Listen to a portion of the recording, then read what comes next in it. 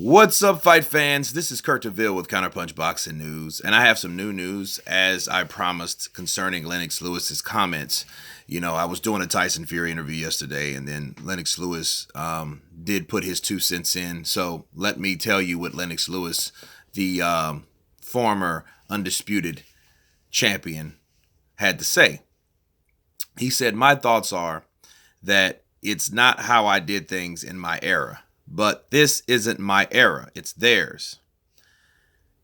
As a fan, all I wanted to see is the best fight the best in their prime. The longer you put it off, the less interesting the division is." Now, these comments, this tweet that Lennox Lewis stated, it's absolutely true. I find it as he talks about the three as a whole, he's able to say neutral things like he should have been saying.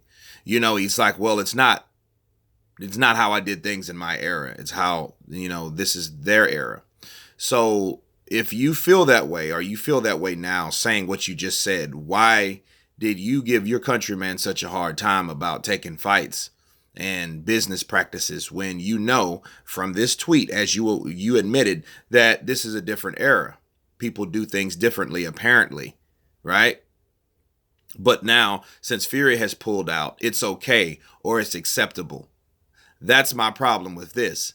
See, when Anthony Joshua or whatever was not trying to give Deontay Wilder a certain X amount of dollars or 50% of what the fight was worth, he had everything to say. He had everything. Oh, he's ducking, he's running, he's worried more about money or business than to actually make the fight made that people want to see, right?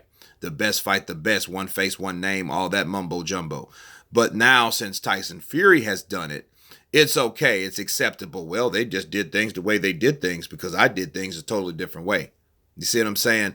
That's what I'm looking, and that's what I can read into this, me counterpunching all this shit.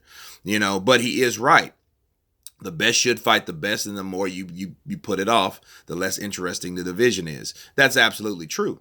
So I agree 50% of what, or the last ass end of what the tweet said, of what Lewis had to say, because the best do have to fight the best.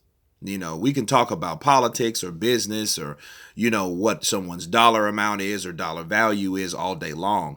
But if they are regarded the best in the division, because they have the belts, they have to fight each other. And they have to fight each other in their primes, because what happens if, like, let's say the Joshua-Deontay Wilder fight drags out for another 3 years. You know what that would have meant? That meant that would have gave the run-up for that Manny Pacquiao and Floyd Mayweather shit a run for its money, because it took that long. You think about it, 17. That shit started in late 17. Now it's early 19, okay, the first quarter of the year. If it drags out 2 more years, people would be sick of this shit.